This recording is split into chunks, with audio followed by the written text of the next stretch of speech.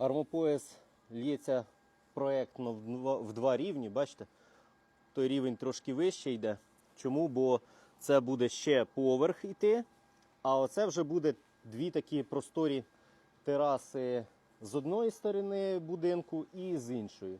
Ну і не забуваємо обов'язково ці всі історії, що заливаємо, вібруємо, ущільнюємо бетон. Це обов'язково. Ось такі справи. Розкладається техніка і починаємо працювати. Будівництво, Київобласть, знаєте до кого звертатися.